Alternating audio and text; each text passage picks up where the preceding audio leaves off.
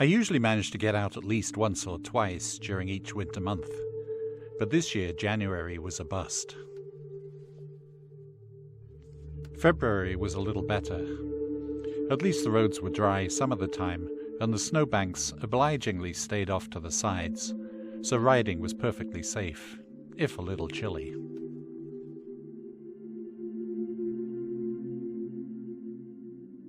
March came along, and with it melting snow, potholes, and slightly warmer weather, allowing some longer trips. Just as COVID restrictions started, I bought a new bike. Chris and I were planning a 2-up tour to Newfoundland, so I spent little time getting used to the 870-pound Suzuki Cavalcade.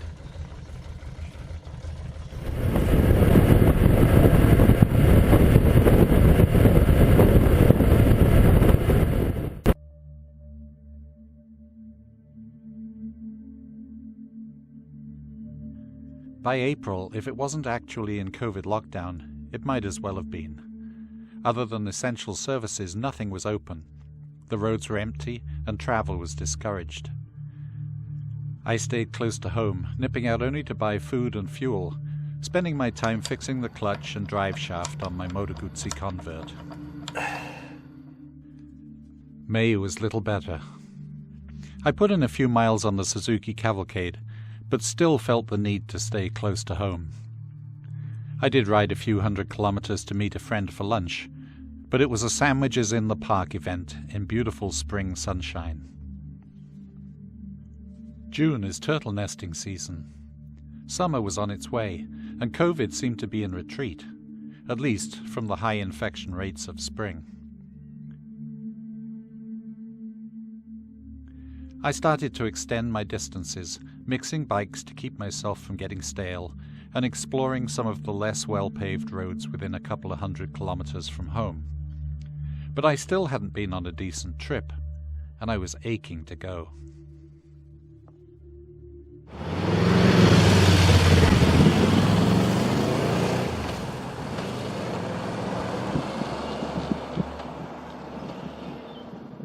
I headed up to Northern Ontario to take a look at Abitibi Canyon. Other than a bald rear tire and needing to bump start the bike because of a failed clutch switch, the 3-day ride was perfect. I didn't even mind 8 hours of rain on the way home.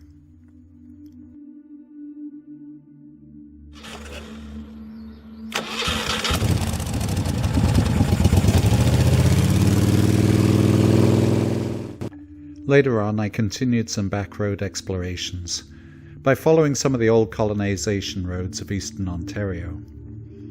Many of these have not seen much development since, and are delightful, quiet, rural byways, perfect for bumbling along in pleasant weather.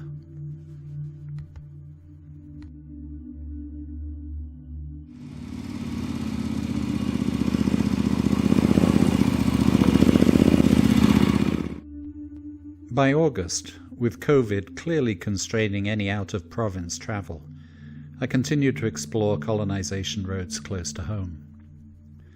The old Eldorado handles these roads so well and is always so enjoyable to ride.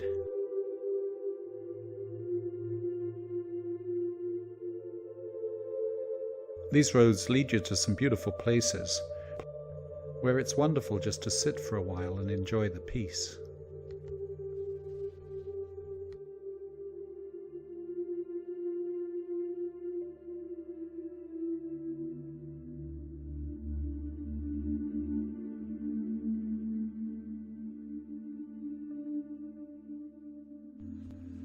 The Convert's equally at home on unpaved roads. People often ask me how the automatic transmission and linked brakes function on loose gravel. The answer is just fine. It's never an issue. I didn't get out on the bike much in early September. I was busy completing the annual hiking challenge I've completed every year since my heart bypass surgery in 2017. Once that was over, I got back to exploring local roads, riding up to 700 kilometers each trip. But a longer trip was on my mind. I had a new rear tire on the Cavalcade, the leaves were turning up north, and there was a particular place I wanted to explore.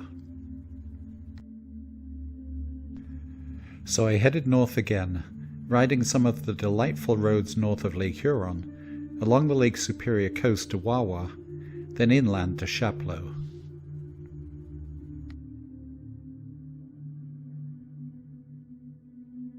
I love the rugged terrain along the Superior coast. No matter how many times I ride it, it's always stirring. But I was heading to Mount Chaudron, near the Quebec border. This unusual lump of resistant rock protrudes through an otherwise level landscape. It's a strenuous and tricky climb, but worth it.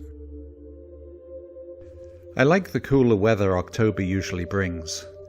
This year much of my riding time was spent getting pictures and video footage for the 4 YouTube video bike reviews I produced, so my explorations and mileages were limited. It's not startling stuff, but they were fun to do, and I hope to do more. You can find them on my YouTube channel.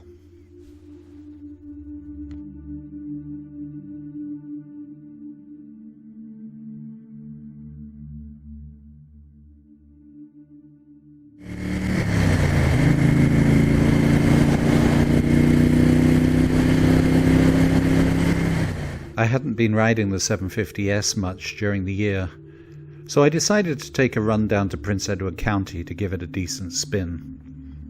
It really is a wonderful bike.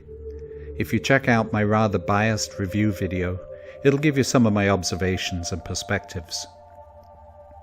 Anyway, I took a run down to the Glenora ferry, crossed across to Prince Edward County, and then just spent the rest of the rather mild, lovely day cruising around, enjoying the scenery and the quiet roads.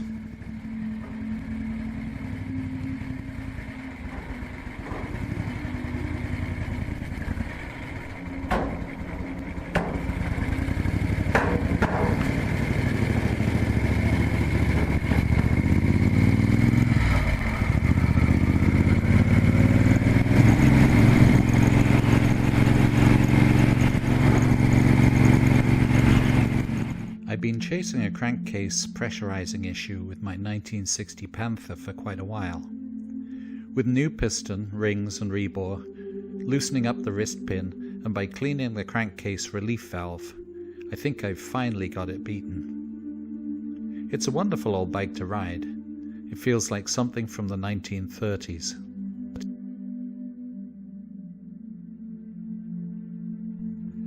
This little ride was just a quick test to see how well my fix had worked.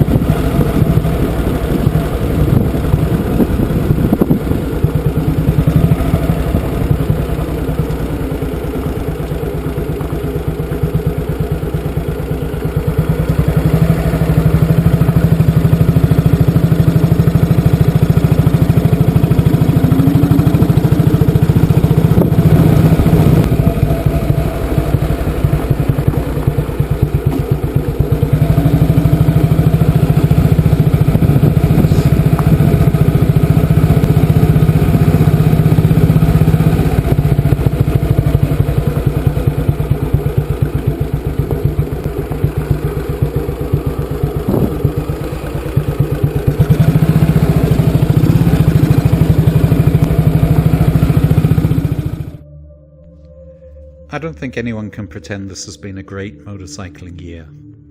We've all been constrained one way or another, especially those whose health and livelihood has been affected by the pandemic.